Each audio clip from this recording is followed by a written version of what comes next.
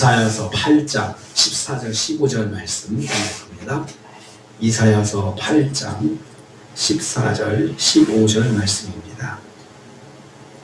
같이 보독합니다. 그가 성소가 되시리라. 그러나 이스라엘의 두 집에는 걸림돌과 걸려 넘어지는 반석이 되실 것이며 예루살렘 주민에게는 함정과 온무가 되시리니 많은 사람이 그로 말미암아 걸려 넘어질 것이며 부러질 것이며 덫에 걸려 잡힐 것이니라. 아멘. 아멘.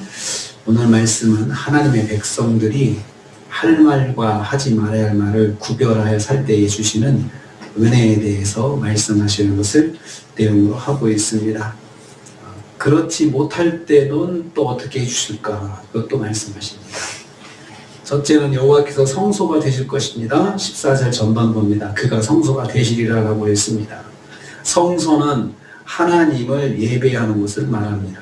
하나님께서 하나님을 경외함으로 섬기는 하나님의 백성들이 환난과 고난 가운데서 하나님께 나와서 예배드릴 때 그 예배를 받으실 것을 약속하시는 말씀입니다. 그러니까 내가 성소가 될 테니까 어쩌라는 겁니까? 어려울 때 성소로 나와서 하나님을 만나라는 겁니다. 예배하라는 거죠. 동시에 성소는 환난을 만난 하나님의 백성들이 보호를 바라고 찾을 수 있는 장소가 성소입니다. 그래서 환난 날에 여호와의 도움을 바라고 여호와께 기도하는 것을 말합니다. 하나님은 환난 가운데 있는 성도의 부르짖음을 외면하지 않으시고 들으신다는 말씀입니다. 그러니까 내가 성소가 될 테니 첫째는 어려울 때 성소로 나와서 예배드리고, 그리고 어려울 때 성소인 나에게 나와서 기도하고 나를 찾고 나를 만나라는 것입니다. 그렇게 할 수 있도록 내가 성소가 되어줄 테니까 꼭 이 사실을 기억하라, 그 말씀입니다. 하나님은 환난 중에도 예배드리고 만나기를 원하세요, 성도가. 그래서 우리가 환난 가운데서도 예배는 멈추면 안 된다는 것입니다. 두 번째로 계속해서 불순종하는 백성의 길을 막으신다 했습니다. 13절, 14절 후반부에 있습니다. 그러나 이스라엘 두 집에는 걸림돌과 걸려 넘어지는 반석이 되실 것이다. 예루살렘 주민에게는 함정과 온무가 될 것이다. 이렇게 말씀하셨어요.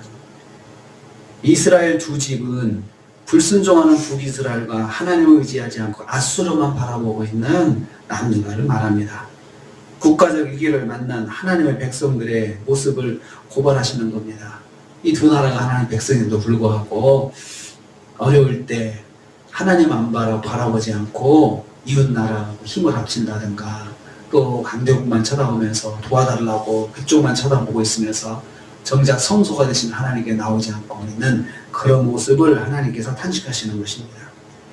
그들은 국가의 위기를 만났을 때 하나님 앞에 나와서 예배하고 하나님께 기도해야 했습니다.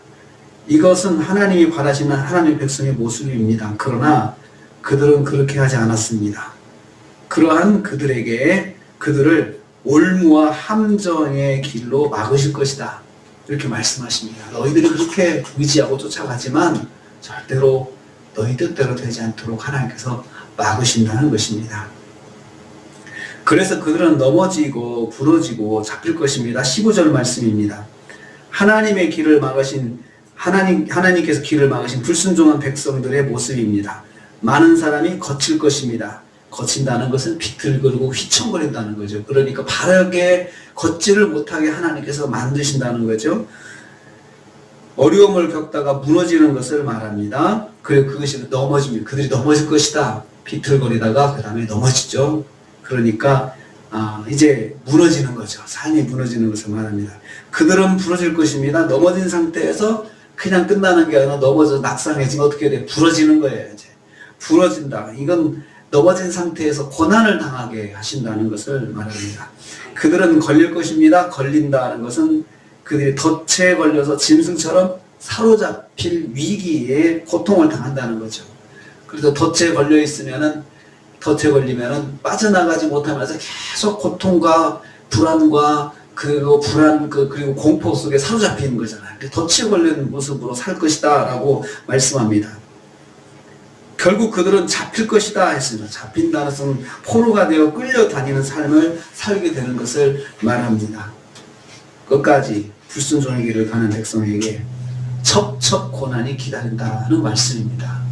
그러니까 하나님께서 그 고난이 있을 때 빨리 하나님께 예배하고 하나님을 찾고 그렇게 나와야 되는데 누가 날 도울 사람이 없을까 하고 자꾸 도움받으려고만 생각을 하고 사람들 쳐다보고 그리고 또 세상을 쳐다보고 그러는 걸 하나님께서 기뻐하지 않으신다는 것입니다.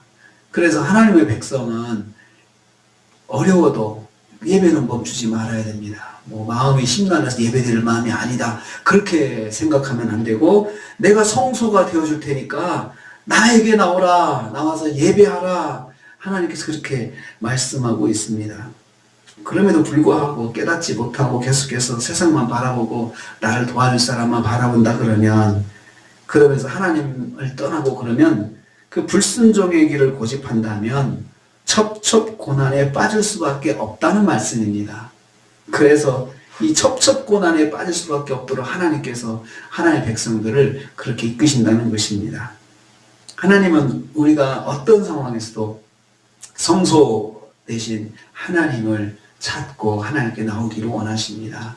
그래서 우리가 오늘 새벽 첫 시간부터 성소에 나와서 하나님께 예배하고 하나님을 찾고 기도하고 하는 것은 정말 하나님께서 바라시는 것이고 하나님이 기뻐하시는 것입니다. 오늘 하루 우리 하나님과 예배를 시작했으니 그 예배로 하루를 드리시면서 승리하시는 저 여러분 되시기를 주님의 이름으로 축복합니다. 주님 감사합니다.